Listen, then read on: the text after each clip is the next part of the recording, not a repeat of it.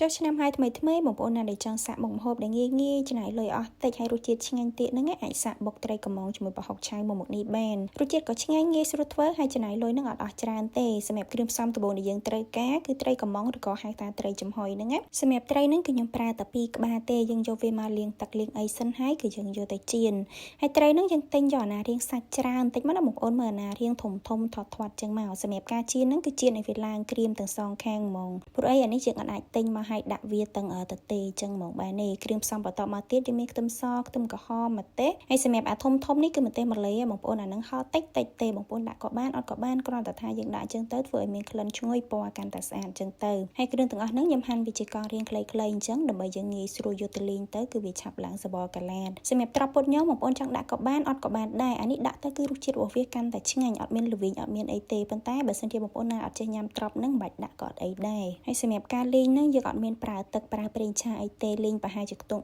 4-5 នាទីអីទៅវាចាប់ផ្ដើមឡើងសបកាឡាតអញ្ចឹងហីបន្ទាប់ពីនឹងមកយើងយកវាមកបុកឲ្យបានម៉ត់ល្អហ្មងហើយយើងបន្ថែមប្រហុកឆៅសម្រាប់ប្រហុកនេះខ្ញុំប្រើ 4-5 កន្ទុយមកយើងលាងវាពីទឹកឲ្យជ្រះអំបិលជ្រះអីសិនមកចាំយើងច្រាំឲ្យម៉ត់ចូលមកដាក់ចូលជាមួយគ្នាបន្ទាប់មកខ្ញុំបន្ថែមប៊ីចេង 1 ស្លាបព្រាកាហ្វេស្ករ 1 ស្លាបព្រាបាយហើយច្របាច់ក្រូចឆ្មាចូលមកសម្រាប់ក្រូចឆ្មានេះគឺខ្ញុំដាក់ចំនួនមួយផ្លែហ្មងបងប្អូនប៉ុន្តែបើសិនជាបងប្អូនណាដែលអត់សូវចេះជូរទេអាចដាក់ត្រឹមមួយចំណិត2ចំណិតសិនក៏បានចាំយើងភ្លក់មើលហើយបងប្អូនអាចថែមថយតាមនឹងទៅសម្រាប់នេះបងប្អូនចង់ភ្លក់មើលមុនឬក៏ចាំដាក់ត្រីហើយចាំភ្លក់ក៏បានដែរព្រោះអីត្រីកម៉ុងឬក៏ត្រីចំហុយហ្នឹងវាមានរសជាតិរាងប្រៃឡំតិចក្នុងនឹងដែរសម្រាប់ត្រីយើងបេះយកឆ្អឹងយកអីចេញឲ្យអស់មកបងប្អូនកុំឲ្យវាមានឆ្អឹងមានអីអញ្ចឹងណាញ៉ាំប៉ះឆ្អឹងទៅអាចស្លាក់កអីអញ្ចឹងទៅបន្ទាប់ពីយើងបេះឆ្អឹងត្រីរួចរាល់ហើយយើងយកវាមកដាក់ចូលជាមួយគ្នាហើយបុកចូលជាមួយនឹងគ្រឿងក្រូវប្រហុកអីហ្នឹងហើយយើងយកស្លាបព្រាច្បល់វាចុះឡើងទៀតមកដើម្បីឲ្យវាចូលជាតិសព្វល្អហើយសម្រាប់សាច់ត្រីហ្នឹងបងប្អូនចង់បុកឲ្យម៉ត់ក៏បានឬក៏សាច់ត្រីនៅរាងដុំក៏បានដែរអានេះវាស្តៀងទឹកគ្រឿងដែរបងប្អូនគ្រាន់តែថាទឹកគ្រឿងគេប្រើអំពិលទុំមានទឹកមានអីអញ្ចឹងទៅតោះពេលយើងកូរច្បល់វាចូលជាតិមកល្មមហើយបងប្អូនអាចភ្លក់មើលហើយថែមថយគ្រឿងបានសម្រាប់ខ្ញុំរសជាតិគឺមកល្មមហើយបងប្អូនខ្ញុំអត់មានថែមថយអីទៀតទេហើយរសជាតិនេះក៏ខ្ញុំអត់យកប្រៃខ្លាំងទេណាបងប្អូនខ្ញុំយករាងប្រៃមកល្មមជូរផ្អែមហឹរក្នុងនឹងអញ្ចឹងទៅហើយសម្រាប់បន្លែវិញគឺយើងញ៉ាំរបៀប